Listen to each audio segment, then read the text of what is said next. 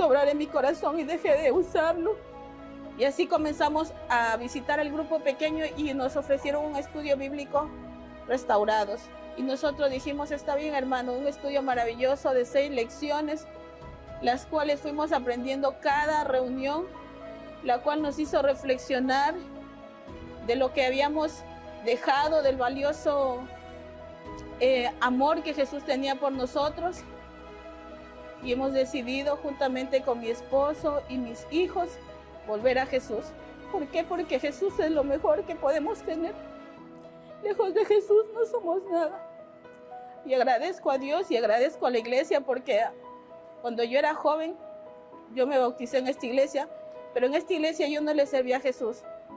Pero hoy el Señor me ha devuelto a esta iglesia y lo daré todo para la causa del Señor hasta que Dios me dé vida y salud.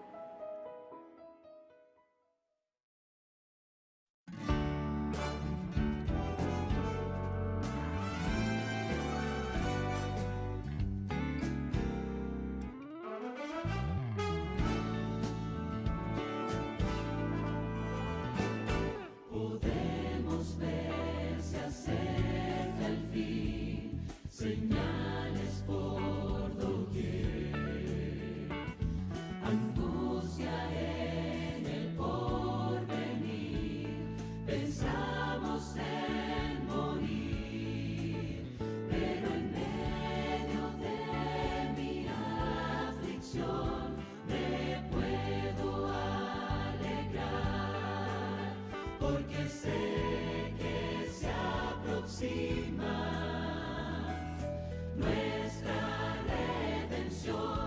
Al cielo yo voy y ya no demora, mi espera pronto terminará. Decidí que soy de Jesús por siempre y nada me podrá derrotar.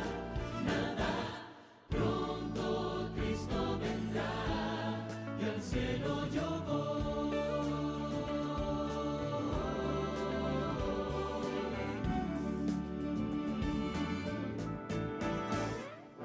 Es reino contra reino, nación contra nación, aumento de maldad, de odio y traición, pues ahora es tiempo de guardar bien firme nuestra fe en la hermosa esperanza, la promesa de Jesús.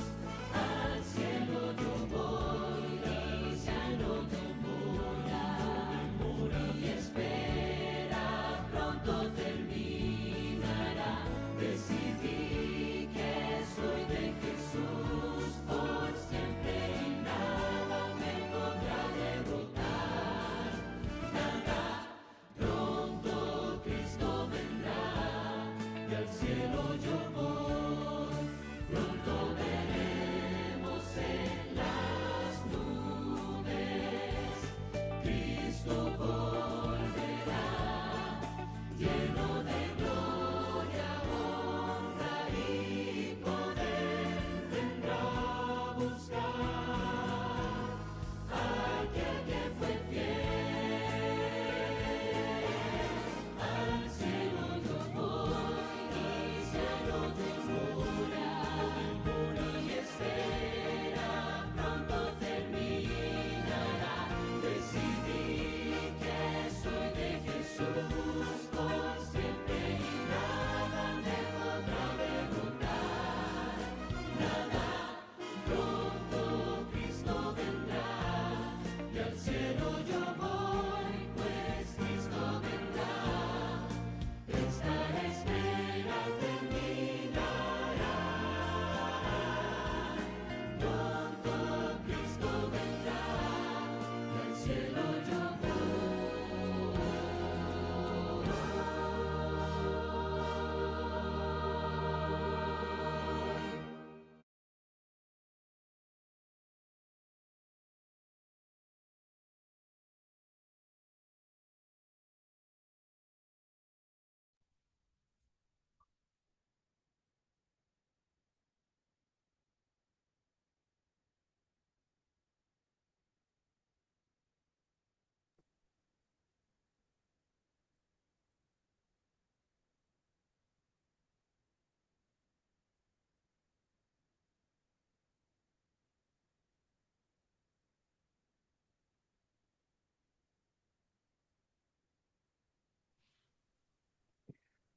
Hola, hola, muy buenas noches, apreciados amigos, hermanos.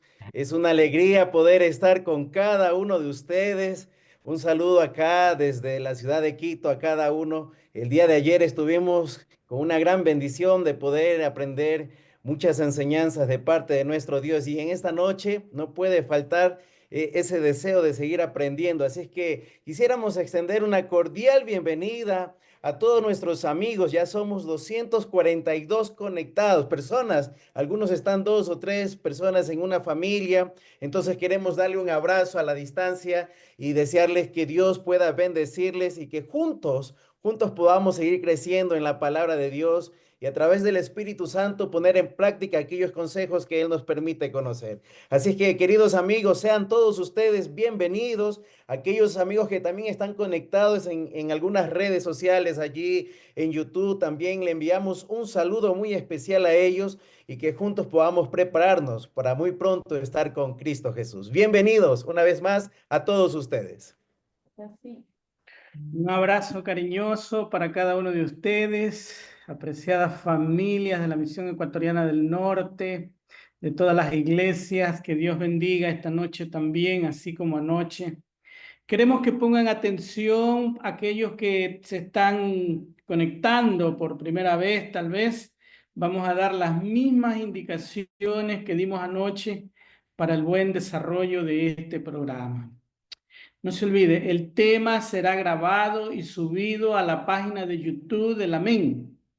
Lo vamos a enviar para que ustedes lo puedan tener, lo puedan ahí observar cuando ustedes lo crean necesario. Debido al orden y para el buen desarrollo del programa, los micrófonos, así como el chat, estarán cerrados. Los vamos a abrir 20 minutos antes de que termine el tema. En esos 20 minutos usted puede tener preparada su pregunta. Vamos a responder, vamos a leer las preguntas, aquellas que estén relacionadas con el tema. Por favor, haga preguntas que abran el entendimiento o que abran ahí el conocimiento para expandir más aquello que el orador en esta noche va a presentar. Haga preguntas, nosotros las vamos a leer, pero que tengan que ver con el tema. No vamos a leer aquellas preguntas que no estén relacionadas con el tema, ¿ya? Dos cositas más. Asistencia. Se está compartiendo a través de los pastores y a través del chat. Se está compartiendo ahí un link para que ustedes puedan marcar su asistencia.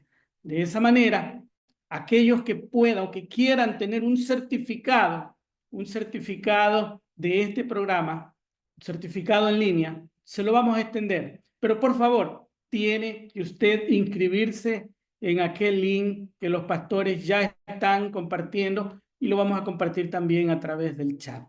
Queridos amigos, preparémonos porque el tema de esta noche está emocionante. Bienvenidos, que Dios pueda acompañarnos en esta noche. Muchísimas gracias, Pastor Luis, por las orientaciones. Muy buenas noches también a cada uno de nuestros hermanos. Qué alegría que puedan estar con nosotros en este segundo día de nuestra semana de identidad adventista. Estamos muy felices que puedan acompañarnos.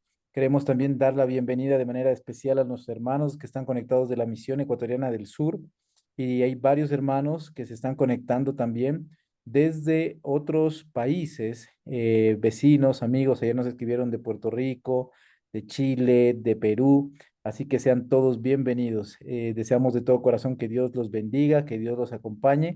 Gracias por estar con nosotros. Queremos también en estos momentos, y yo voy a pedir que pueda hacer la oración inicial el pastor Cristian Álvarez. Pastor Cristian Álvarez es nuestro director de evangelismo de la Unión Ecuatoriana, pero también es doctor en teología y es el teólogo de nuestro país, ¿no? Que nos acompaña y quien lidera también esa parte acá en nuestro país. Pastor Cristian, bienvenido. Gracias por acompañarnos en esta noche. Yo voy a pedirle que usted haga la oración inicial y que usted pueda presentar al orador de esta noche y que el tiempo pues quede con nuestro invitado especial. Muchas gracias, Pastor Manuel. Vamos a orar primero para después presentar a nuestro invitado especial. Oremos, hermanos. Querido Padre, muchas gracias por tu amor, por tu misericordia que nos permite conectarnos de diferentes partes del mundo para poder estudiar tu palabra. Queremos, Señor, que tu Espíritu Santo pueda acompañar, Señor, esta reunión, que puedas acompañar al doctor Elías Brasil al exponer esta doctrina tan importante, Señor, y que su mente pueda ser dirigida por ti y nuestras mentes también puedan ser receptivas al mensaje de tu palabra, para que la iglesia acá en Ecuador y en el mundo pueda ser fortalecida por tu verdad. Sabemos que tú nos acompañarás y todo esto lo decimos no en nuestros méritos, sino en los méritos de Jesús. Amén. Amén.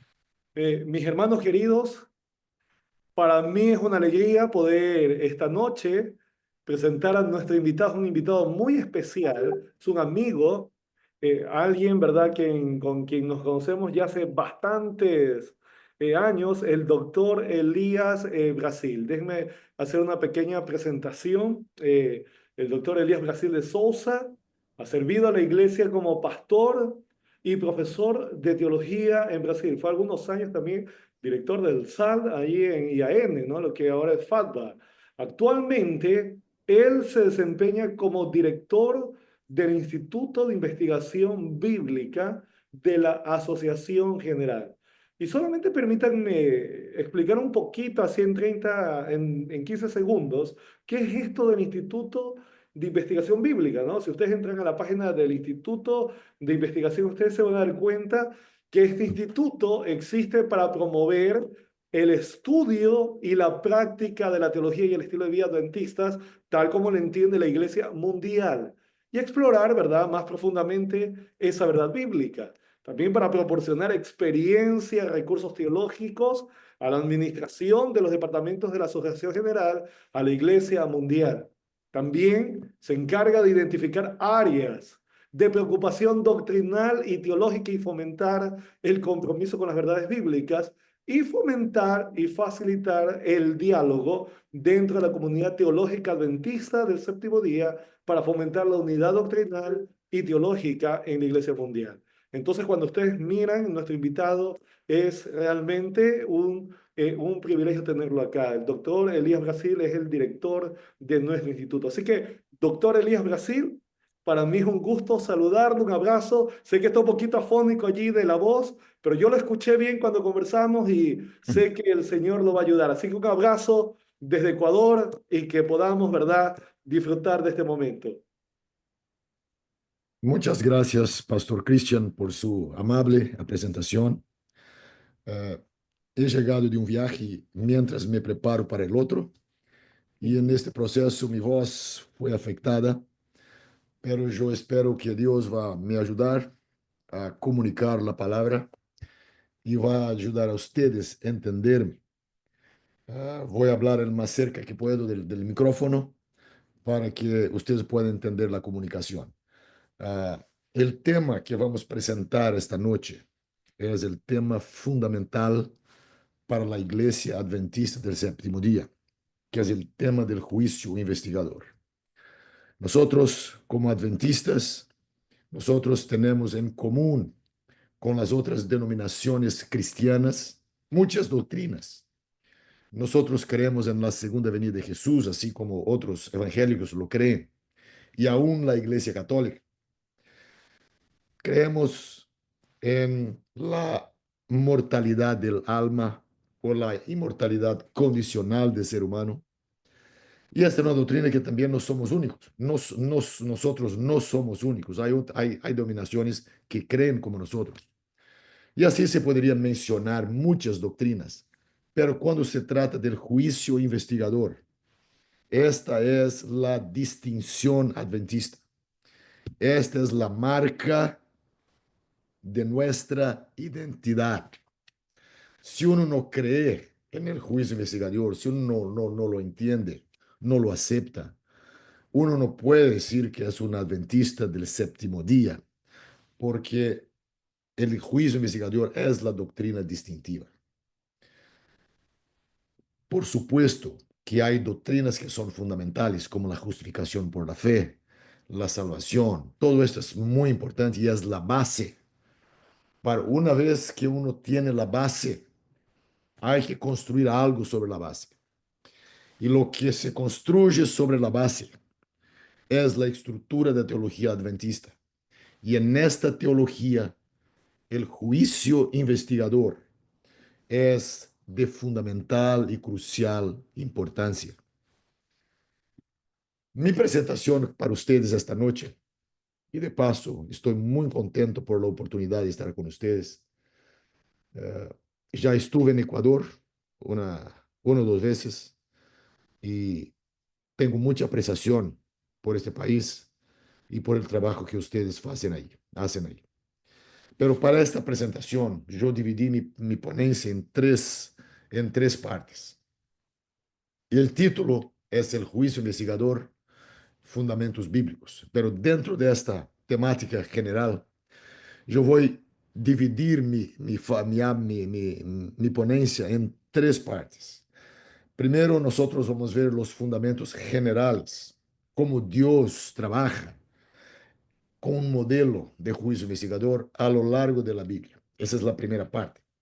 La segunda parte, nosotros vamos a ver ah, el fundamento tipológico bíblico del juicio investigador, como que el santuario israelita, como que el tabernáculo que Moisés construyó en el desierto, nos da el modelo para el juicio investigador. Y al final, yo voy a hacer algunas reflexiones teológicas sobre la fundamentación más profunda, teológica, del juicio investigador para nuestra vida, para la vida de la iglesia hoy. Entonces, esas son las tres divisiones de mi trabajo o de mi ponencia y espero que todo se quede claro para ustedes. Voy a hablar un poquito despacio debido a la voz, pero espero que ustedes estén me entendiendo hasta ahora. Si ese es el caso, vamos a continuar la exposición. El primer punto, la primera sección de esta presentación es que el juicio investigador es un modelo de la actuación de Dios. Y el juicio investigador, el concepto teológico, la idea de una investigación, ela empieza ya al comienzo de la Biblia, en Génesis capítulo 3, en la caída del ser humano. Si uno abre la Biblia, si usted tiene la Biblia, puede abrirla en Génesis capítulo 3. Y voy a llamar la atención para algunos puntos muy importantes aquí. Y y este es el primer texto bíblico que vamos a analizar. Yo no voy a leer todo el capítulo, pero el concepto fundamental que quiero explicar para ustedes es que cuando el hombre pecó, cuando Adán y Eva pecaron, antes de pronunciar la sentencia, Dios hizo una investigación. ¿Cómo podemos descubrir esto? Vamos a ver aquí en Génesis capítulo 3, versículo 8 y 9. Luego oyeron la voz de Jehová que se paseaba por el huerto al aire del día. Y el hombre y su mujer se escondieron de la presencia de Jehová Dios entre los árboles del huerto. Versículo 9. Pero Jehová Dios llamó al hombre y le preguntó, ¿dónde estás? Esta es la pregunta fundamental. Por supuesto que Dios lo sabía dónde ellos estaban. Pero con esta pregunta, Dios establece un proceso judicial para solucionar el problema. Él hace la pregunta, ¿dónde estás? Y a partir de este punto, Dios establece un diálogo, empieza a hablar con Adán, hace una pregunta y nosotros podríamos decir una investigación. Y al final de este diálogo, entonces Dios va a pronunciar la sentencia del juicio. Y ahí el versículo 13, 14, se va a hablar de la sentencia. Ahí dice que Jehová, Dios dijo a mujer, ¿qué es lo que se ha hecho? Ella respondió, la serpiente me engañó y comí. Versículo 14, Jehová Dios dijo a la serpiente, por cuanto esto hiciste, maldita serás de entre todas las bestias, por enemistad entre ti y la mujer. En el versículo 16, ahora Dios habla con la mujer, multiplicaré en gran manera los dolores de tus embarazos, y así se va. Y el versículo 17, y al hombre dijo, por cuanto obedeciste a la voz de tu mujer y comiste del árbol de que te mandé diciendo, no comerás de él, maldita será la tierra por tu causa. Con dolor comerás de ella todos los días de tu vida. Espinos y cardos te producirá y comerás plantas del campo, y así continúa. Pero el punto que quiero enfatizar aquí es el punto de que Dios no vino al jardín después de la caída y pronunció una sentencia. Primero, Él viene y hace una pregunta y empieza una investigación. Y así el modelo investigador, de la manera como Dios funciona, como Dios opera, como Dios trabaja, ya está presente en Génesis capítulo 3. Ahora vamos para otro pasaje bíblico. Génesis capítulo 11. Normalmente nadie va a pensar en juicio investigador cuando se habla de Génesis capítulo 11, que es la Torre de Babel. ¿Qué hay de juicio investigador en este pasaje? Usted puede estar preguntando en este punto, pero hay un contexto, hay una indicación de que Dios trabaja de esta manera. Vamos a ver el pasaje. Génesis capítulo 11. No voy a leer todo el capítulo, pero voy a sumarizar el contenido. Es una historia conocida, la historia de la Torre de Babel. Los hombres rebeldes ahora empiezan a construir una torre para, en desobediencia al mandamiento de Dios. ¿Y qué Dios hace con ellos? Dios hace un proceso de juicio en dos fases. Vean en el versículo 5. Jehová descendió para ver la ciudad y la torre que edificaban los hijos de los hombres. Entonces, el primer paso en este proceso de juicio es que Jehová desciende de los cielos para examinar, y nosotros podríamos decir, para investigar. Y que leemos en el versículo 7. Ahora pues descendamos y confundamos allí su lengua para que ninguno entienda el habla de su compañero. Entonces, a dos momentos que Dios desciende. En primer lugar, para la investigación. Y en segundo lugar, para la ejecución del juicio.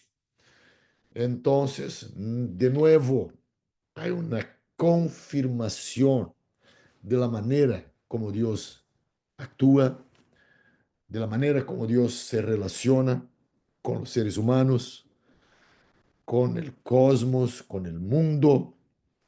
Dios no decide la cosa de una vez. Dios primero investiga y después ejecuta. Así que el juicio investigador no es una invención de la iglesia adventista. El concepto de juicio investigador está basado en la palabra de Dios, en la Biblia misma, empezando con el libro de Génesis. Pero vamos a continuar más algunos pasajes en esta primera sección. Ahora vamos a ver el Salmo 11. Salmo 11. Este es un salmo muy significativo, muy importante.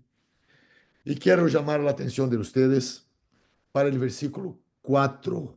Versículo 4. Este versículo, en línea con los otros que hemos visto, presenta el mismo concepto conectado con el santuario celestial. Y eso es muy significativo. Versículo 4. Jehová está en su santo templo. Jehová tiene en el cielo su trono. Sus ojos observan, sus párpados examinan a los hijos de los hombres. Este santuario de que habla el versículo 4 es el santuario celestial. Esto es muy claro por el paralelo que hace el Salmo. Jehová está en su santo templo. Jehová tiene en el cielo su trono. Y después de decir esto, de ubicar Jehová en los cielos, ahora el salmista va a decir que de allá Jehová examina a los hijos de los hombres. El verbo examinar aquí en el versículo 4 es un verbo que tiene la noción, el concepto, el sentido de investigar. Y esto no es dicho solamente por eruditos, por estudiosos adventistas. Esto es un argumento que viene de exégetas, de teólogos que no son adventistas. Ellos dicen, el verbo examinar significa investigar, algo que Dios hace antes de ejecutar la sentencia. Así, queridos hermanos, hay una profunda base bíblica para el juicio investigador. El concepto de investigación es parte de la manera como Dios actúa con relación al ser humano.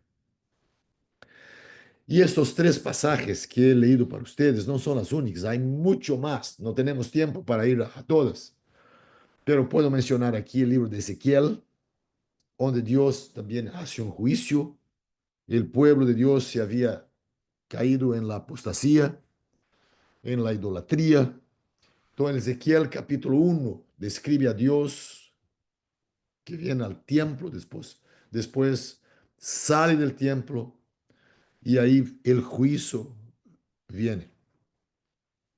Los primeros 11 capítulos de Ezequiel son los capítulos del juicio investigador de Dios sobre Judá. Así que, estimados hermanos, estos pasajes que he mencionado para ustedes es solamente una muestra de que el concepto de investigación, en la manera como Dios se relaciona con la humanidad, está presente de la Biblia, de Génesis hasta Apocalipsis. Pero estos pasajes que mencioné para ustedes son la muestra, porque tenemos que ahora avanzar para la segunda sección de esta presentación. Y la segunda sección, yo quiero hablar ahora sobre los fundamentos tipológicos. Y aquí yo voy a compartir con ustedes una presentación aquí, muy pequeña, algunos slides, solo para que ustedes puedan acompañar mejor cómo que nosotros adventistas empezamos a entender desde los pioneros el concepto de juicio investigador. El primer punto ya se quedó, yo espero claro. Juicio investigador es la manera como Dios actúa, pero en el santuario, en el ministerio bifásico del santuario, entonces Dios ilustra el juicio para que después la iglesia pueda entender cómo este juicio funciona en el contexto de la actuación de Dios con relación a la humanidad entera, con relación a la iglesia, en el contexto cósmico. El título ahí en la pantalla es Ministerio Bifásico. Y esta palabra bifásico es muy importante porque ela significa en dos fases. Esto significa que hay dos estagios de juicio ou de ministério. E é por entender essas duas fases do ministério do santuário terrenal que os pioneiros adventistas puderam entender a doutrina do juízo investigador. Então vamos ver aqui algumas coisas. Só para sintetizar, porque esse é um assunto que tomaria muito tempo, pero quero só fazer um resumo. O santuário israelita funcionava em duas fases. A primeira fase era um serviço ou ministério diário, lo que significa que dia tras dia os israelitas ofereciam sacrifícios en el santuário. Ofereciam holocaustos, incensos, outras ofertas, e também a ofrenda por el pecado. Qual era o rol desta ofrenda por el pecado? Ou el sacrifício por el pecado? El propósito desta ofrenda era transferir pecado del pecador para o santuário. Assim, quando el israelita traía sua ofrenda ao santuário, seu sacrifício, sua oveja, havia três coisas. Havia uma confissão del pecado, havia a imposição de las manos e depois a manipulação de los ritos de sangre. ¿Por qué esto era importante? Especialmente la manipulación de la sangre. Es que por esta actitud, por esta actividad, el pecador colocaba su pecado sobre el animal y después el sumo sacerdote, cuando tomaba la sangre del animal, aplicaba la sangre al altar y en algunos casos la sangre era llevada para dentro del santuario. Em outros casos, quando a sangre não era levada para dentro do santuário, o sacerdote comia um pedacito da carne. Por estes ritos, o pecado del pecador era transferido ao santuário. E isto ocorria dia tras dia. O pecado era perdonado quando o pecador traía seu sacrifício. O pecador estava livre del pecado. Podia agora volver a sua casa, perdonado, feliz, tranquilo. Pero su pecado quedaba registrado en el santuario, porque al perdonar el pecador, Dios asumía la responsabilidad sobre el perdón. Y porque Dios habitaba en el santuario es su lugar de habitación. Allí estaba la Shekinah, allí estaba la arca de la alianza, del pacto. Allí la presencia de Dios se manifestaba. Quando a sangre era levada para dentro do santuário, o pecado era traído à presença de Deus. E aí o pecado quedava allí registrado. E isto ocorria dia tras dia en el ministerio diário. Pero uno se puede imaginar que después de un año de pecados transferidos para el santuario se quedaba contaminado, se quedaba sucio. Entonces teria que haver um serviço anual. E o serviço anual era chamado del Dia de la Expiación. Lo que ocorria no dia de la expiación en el día de la expiación ocurría la eliminación de los pecados del santuario. Los pecados que fueron transferidos para el santuario ahora eran removidos, purificados, sacados del santuario. Y este día era el día 10 del séptimo mes, era el día más importante del calendario ritual israelita, porque en este día el santuario era purificado. ¿Por qué había esta ceremonia? ¿Por qué que el pecado tenía que ser primero transferido del pecador para el animal, después del animal mediante la sangre para el santuario, día tras día, para finalmente haber un día especial de purificación? Con este proceso, Dios estaba enseñando a Israel que el pecado es algo muy serio, muy grave. El pecado no es algo que desaparece en la nada. El pecado, una vez cometido, queda inscrito en la historia y solo puede ser borrado, solo puede ser perdonado con el precio de la sangre. Y solo puede ser perdonado porque Dios, en su gracia y misericordia, concede, da el perdón al pecador. Con este proceso, Dios estaba demostrando para Israel que aunque Dios no acepte el pecado, no hay nada más opuesto a Dios que el pecado.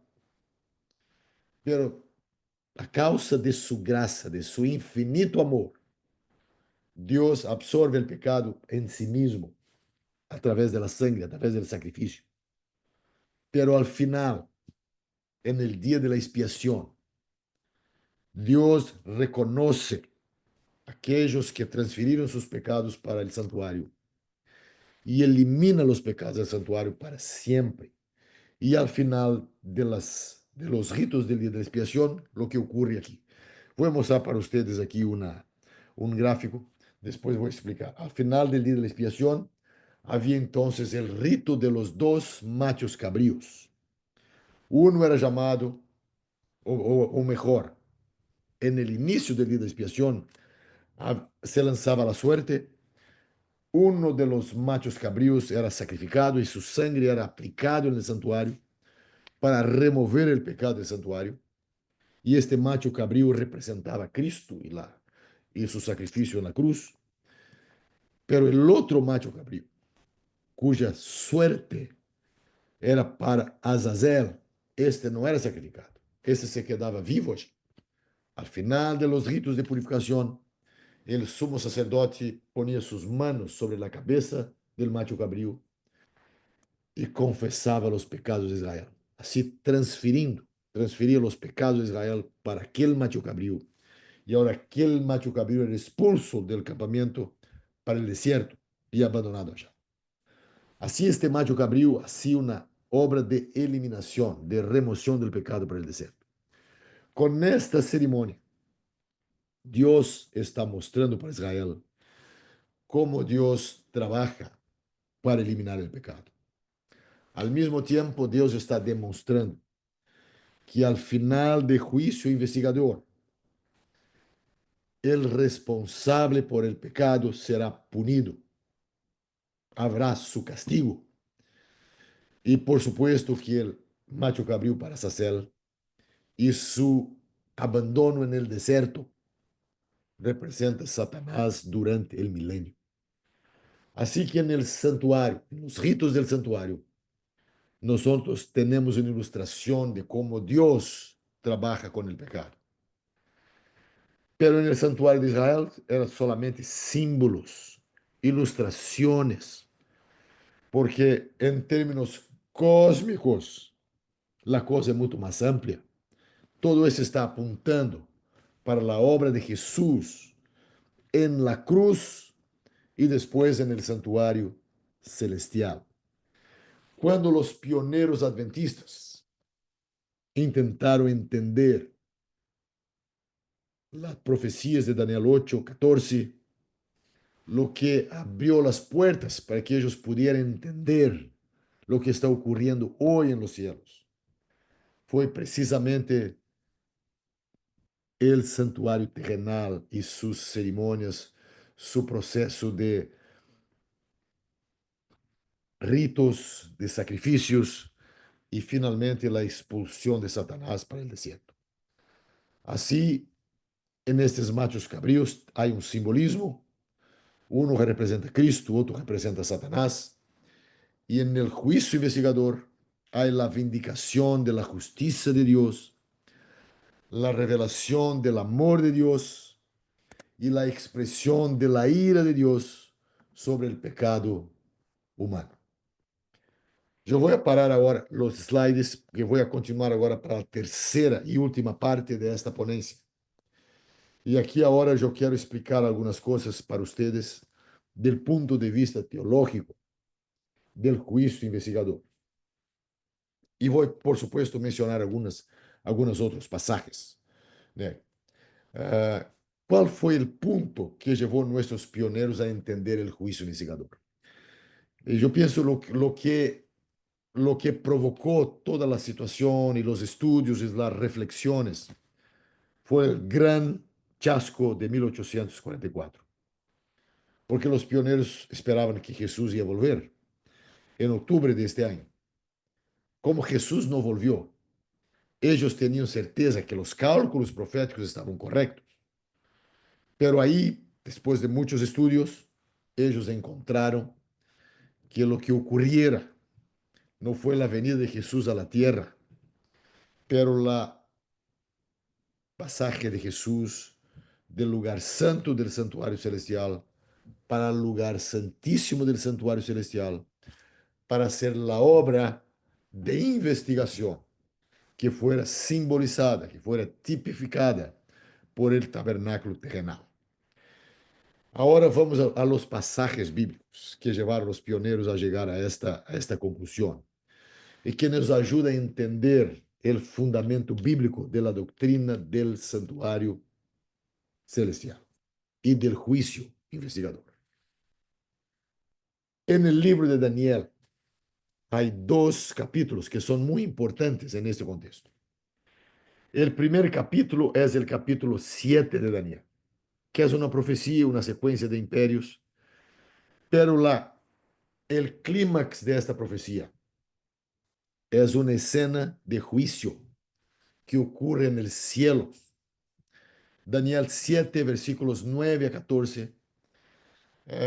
Daniel describe una escena de libros que son puestos, hay un trono, hay un anciano de días que está allí. Y Daniel continúa mencionando que ahora el Hijo del Hombre viene a la presencia del anciano de días. Y todo esto ocurre en los cielos. Pero la escena de Daniel 7, 9 a 14 no tiene ningún marco temporal, no hay ninguna cronología. Pero cuando uno va para el estudio de Daniel 8, 14 y coloca las dos profecías de Daniel 8, 7 y 8 lado a lado, en paralelo, uno ve que el versículo 8, capítulo 8, versículo 14, hasta 2300 tardes y mañanas, y el santuario será purificado, corresponde a la escena de juicio de Daniel capítulo 7. Pero en el capítulo 14 de Daniel hay un marco temporal, porque dice así, hasta 2300 tardes y mañanas. Y fue con base en este cálculo profético, con base en Daniel 9, con base en el libro de Esdras y el estudio de la profecía, que nuestros pioneros llegaron a la conclusión que algo muy importante se cumpliría en 1844. Pero a principio ellos pensaron que era la segunda venida de Jesús. Pero como Jesús no vino y ellos tenían certeza absoluta, convicción absoluta, que el cálculo profético estaba correcto, entonces, con base en la tipología bíblica del santuario, con base en la profecía de Daniel 7, Daniel 8, con base en las enseñanzas del santuario en el libro de Hebreos y muchos otros pasajes bíblicos, nuestros pioneros pudieron entonces entender que lo que ocurriera en 1844 fue el comienzo del juicio investigador en los cielos.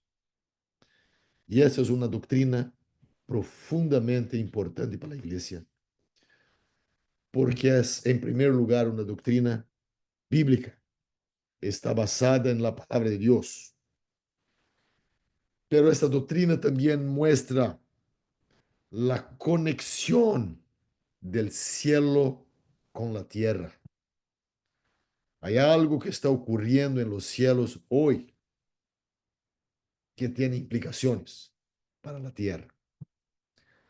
Así, queridos hermanos de Ecuador que están con nosotros esta noche, para sumarizar el asunto del juicio investigador.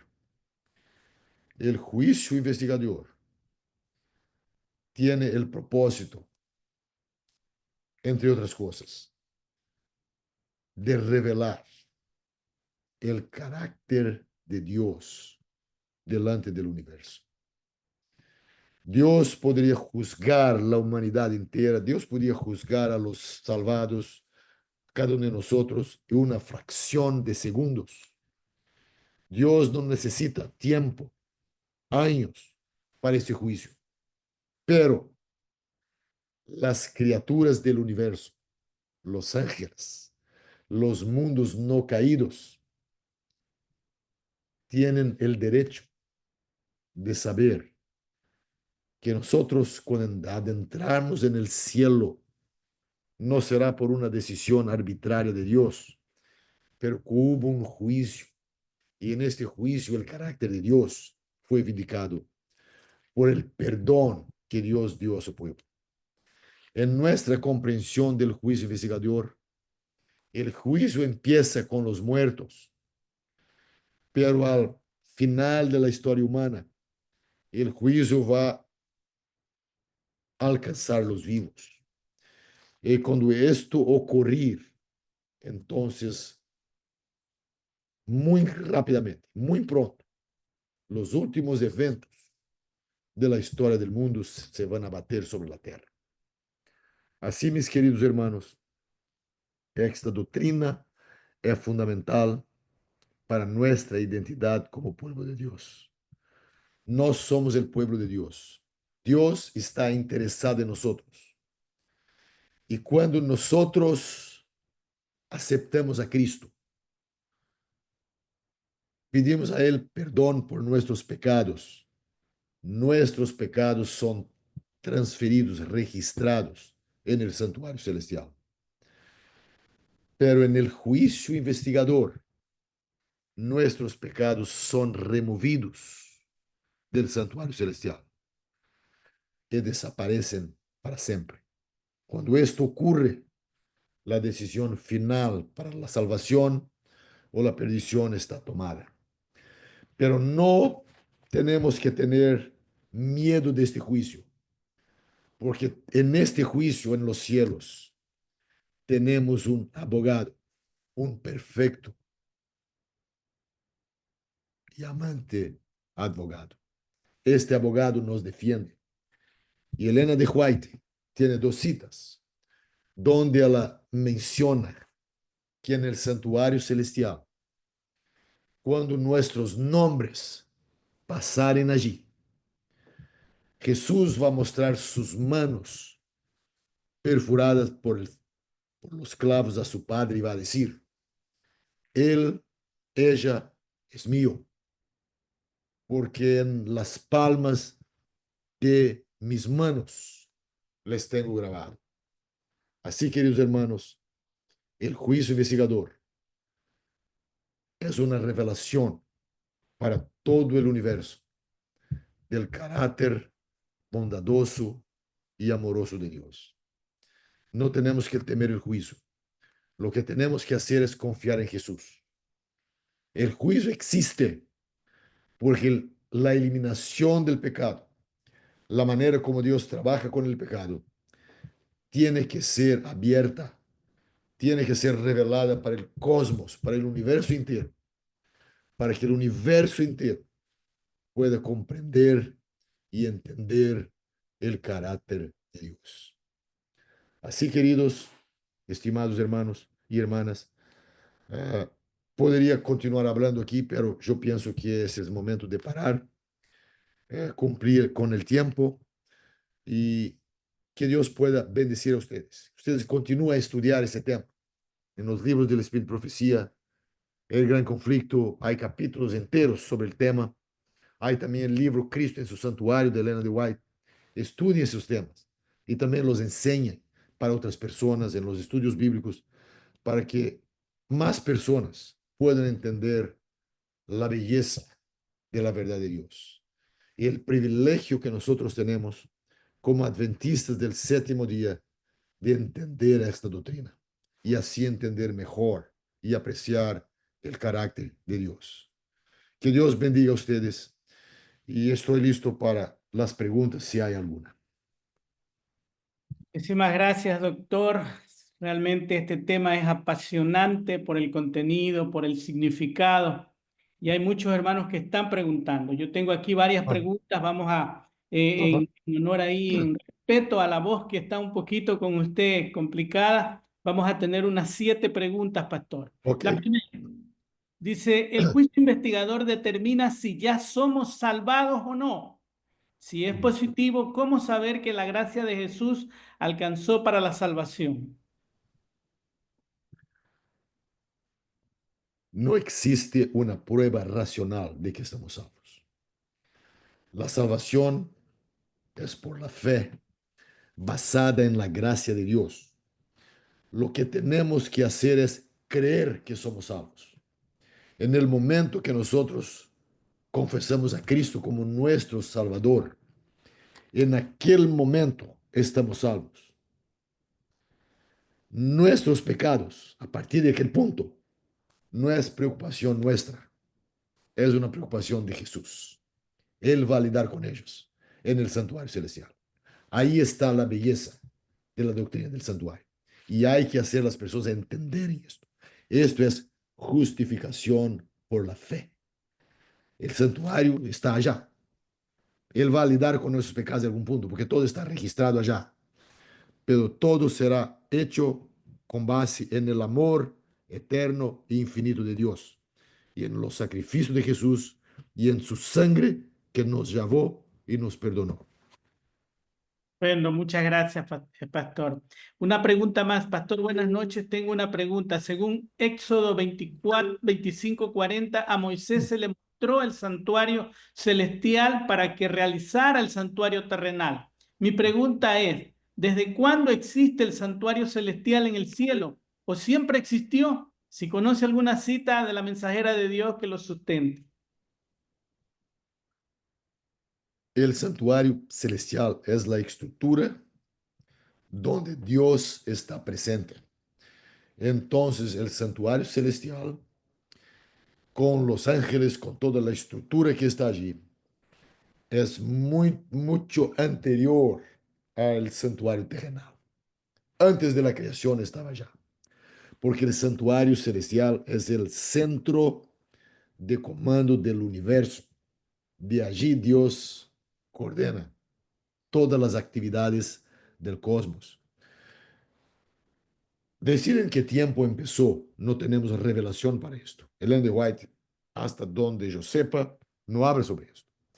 Pero la Biblia deja muy claro que el santuario celestial es muy anterior aún a la creación, porque el pecado adentró en el universo cuando Lúcifer, cuando Satanás, que hoy llamamos Satanás, cuando el ángel de luz se rebeló, él tentó tomar el santuario celestial. Eso está en Ezequiel, capítulo 28, y Isaías, capítulo 14. Pero con relación a Éxodo 24, Moisés no entró en el santuario celestial. Moisés y los ancianos que estaban allí, Aarón, Nadab, Abiú y los 70 ancianos de Israel, ellos tuvieron una visión del santuario celestial, un vislumbre del santuario celestial. Dios los reveló a ellos. Pero Moisés en aquel entonces no tuvo acceso para decir que él entró al santuario celestial. Yo creo que no tenemos argumentos bíblicos para decir esto. Muchas gracias. La tercera pregunta, doctor, dice, ¿por qué el doctor Desmond Ford se opuso al juicio investigador? ¿Qué nos puede decir al respecto? El problema de Desmond Ford es que él tenía muchas dificultades para entender el proceso de salvación. Él no aceptaba el ministerio bifásico del santuario terrenal. Para él, todo el ministerio es una fase solamente. Para Desmond Ford, la sangre solamente perdonaba y purificaba. Pero cuando uno estudia el santuario terrenal, uno va a descubrir que hay dos fases de ministerio. Hay una fase en que la sangre contamina el santuario, porque lleva el pecado para el santuario. Y hay una otra fase en que la sangre remueve el pecado del santuario. Y así en el proceso de la salvación, cuando nosotros aceptamos a Cristo y su sacrificio expiatorio, nuestros pecados son transferidos para el cielo, para Cristo, están registrados allí por el sangre de Cristo. En el juicio investigador, ahora nuestros pecados son removidos al cielo. Desmond Ford no aceptaba y su comprensión de la salvación era una comprensión, como yo podría decir, más evangélica, no era una comprensión adventista del séptimo día. Y finalmente, al final de su vida, un poquito antes de morir, él se tornó evolucionista. Él abandonó todo. Esa es la trayectoria. Uno primero rechaza una doctrina y después se empieza a caer las otras. Esto fue el proceso de Desmond Ford, desafortunadamente. Muchísimas gracias. La cuarta pregunta, por favor. ¿Cómo podemos los vivos en este tiempo estar tranquilos de que fuimos justificados en el juicio investigador? La justificación no es en el juicio investigador. La justificación es en la cruz. Cuando nosotros aceptamos el sacrificio de Cristo, en aquel momento estamos justificados. Y no hay nada a temer. Hay que confiar en Jesús y en su gracia salvadora. No tenemos que nos preocupar cuando nuestros nombres van a ser pasados allá, porque nosotros no sabemos. Esto va a ocurrir cuando uno muere o entonces para los que se quedaron vivos, un poquito antes de las últimas plagas que Dios va a derramar sobre la tierra. Pero nosotros como seres humanos no tenemos como saber cuándo, si ahora empezó, si nuestros nombres fueron lidos, porque por supuesto que no es ahora, porque las plagas no empezaron y hay eventos a transcurrir, pero hoy no tenemos que tener ninguna preocupación. Nuestra preocupación siempre debe ser de tener a Jesús como nuestro Salvador. Este debe ser el foco de nuestra vida espiritual. El juicio investigador es importante porque muestra cómo Dios lida con el pecado diante del universo. Por lo tanto, nuestros pecados en el juicio investigador son más importantes para los otros seres criados que precisan entender por cómo Dios perdona, por qué perdona, cuáles son las evidencias que nosotros tenemos a Cristo como nuestro Salvador, para el universo observar. Para nosotros, lo que realmente importa es aceptar a Cristo como Salvador y confiar en su perdón. Eso es como el israelita que traía su sacrificio al templo o al tabernáculo. Él traía su sacrificio, colocaba la mano sobre el animal, confesaba el pecado, mataba el animal. A partir de este punto, él no tenía más nada para hacer. A partir de ese punto, él estaba perdonado. Ahora, su pecado era un problema del sacerdote. El sacerdote tenía que hacer todo para llevar al santuario y después en la expiación, la purificación. Y así con nosotros. Nuestra preocupación debe ser aceptar la salvación que Jesús ofrece gratuitamente en la cruz. Una vez que nuestros pecados son entregues a Cristo, y nuestros pecados no son más nuestro problema. Es una cosa que Cristo va a trabajar. Cristo va a lidar con ellos. Muchas gracias, doctor. Tenemos dos preguntas más y con eso cerramos. Ok. La penúltima pregunta dice, ¿cómo se relaciona el juicio investigador con la preparación personal para la segunda venida de Cristo? ¿Y qué impacto tiene en la vida cristiana según lo enseña Ellen White? Yo pienso que uno de los aspectos más significativos del juicio investigador es la vindicación de carácter de Dios, porque en la vindicación del carácter de Dios, Dios está demostrando su amor, su gracia, su carácter para todo el universo. Pero al mismo tiempo, así como en el tiempo de Israel, durante el tiempo de juicio investigador, cuando hay un proceso de purificación del santuario celestial, Elena de White habla que habrá un proceso de purificación de la iglesia en la tierra. Por tanto, son dos purificaciones. Hay una purificación en el cielo que está conectada con la purificación de la tierra. Por tanto, es un momento solemne, porque Dios está haciendo una obra de purificar el santuario celestial, de vindicar su carácter. Y mientras Él hace esto en los cielos, Él tiene la intención que su iglesia en la tierra también sea una reflexión de su carácter en la tierra. Él muestra para el universo su amor, su gracia, borrando pecados de los libros del santuario celestial. Pero Él espera y Él quiere hablar, hacer una obra en nosotros para que nuestra vida en la tierra también pueda reflejar su carácter. Pues para mí esa es la implicación mayor del juicio investigador.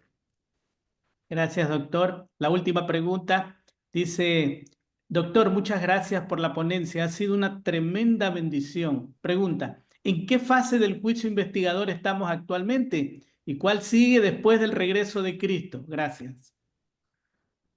De paso, el juicio podemos decir que tiene, a grosso modo, tres fases. Hay la fase del juicio investigador, que es la que estamos ahora, en este momento. Haverá la fase del juicio milenial, que en el milenio, y la fase ejecutiva al final del milenio. Yo voy a explicar ahora. El juicio investigador, como es algo que ocurre en los cielos, nosotros no dividimos en fases de juicio investigador. La fase es juicio investigador, es la fase, lo que estamos viviendo ahora, es lo que Cristo está haciendo en los cielos. Cuando este juicio acabar, Cristo va a venir. Nosotros vamos al cielo, pasar mil años allá. Y en esses 1000 años, nosotros vamos ahora participar de un juicio con Dios, que es el llamado juicio milenial, que vamos a juzgar, vamos a evaluar aquellos que se perderam. ¿Por qué ellos se perderam? Examinar los libros, para que ahora también quede claro para nosotros por qué que algunos se salvaron y otros no, por qué que hubo perdidos, cuál es la razón. Y al hacermos esto, vamos nos quedar aún más convencidos de la justicia de Dios. Este es el juicio milenial. Al final del milenio, la nueva Jerusalén va a bajar a la tierra y ahí Satanás va a intentar atacar la ciudad y fuego va a descer los cielos y destruir a los impíos. Ese es el juicio ejecutivo. Esas son las tres fases de juicio como nosotros entendemos. Muchas gracias, doctor. Verdaderamente quedamos felices Un de haber gusto. escuchado su ponencia. Hay esperanza en nuestros corazones porque tenemos un Dios bondadoso. Amén. Vamos Amén. a terminar esta noche. Con Muy bien, gusto. agradecemos, doctor Elías, que Dios le bendiga, Dios bendiga su ministerio. Gracias por compartir. A pesar de que ha estado ahí complicaciones ahí con su salud, usted ha separado este tiempo para que juntos como iglesia podamos ser preparados y preparar a otros también en lo que ha mencionado usted esta noche. Así que queremos agradecer también a cada uno de nuestros amigos, hermanos que han estado conectados en esta noche, a cada pastor también, y motivamos para que el día de mañana usted pueda nuevamente estar con nosotros conectados, puede invitar a más hermanos y juntos poder crecer en el conocimiento de la palabra de Dios. Así es que una linda noche para todos ustedes y dejamos un mensaje especial, un canto titulado Nunca te rindas. Así que Dios te bendiga y juntos podamos tener siempre presente que con el Señor somos más que vencedores. Linda noche a todos.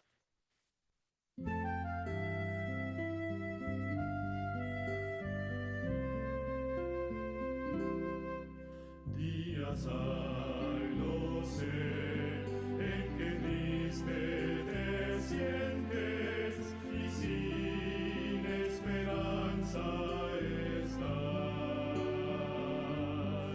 Pero existe un Dios que promete ayudarte y fuerzas tu alma tendrá. Nunca te rindas, Cristo ya viene y su rostro pronto verás. Nunca te rindas, Cristo ya viene, nos llevará a su hogar. Este mundo cruel no será para siempre, el mal pronto terminará. Y mi fe en Jesús cada día es más fuerte, pues sé que Jesús volverá. Nunca te rindas, Cristo ya viene y su rostro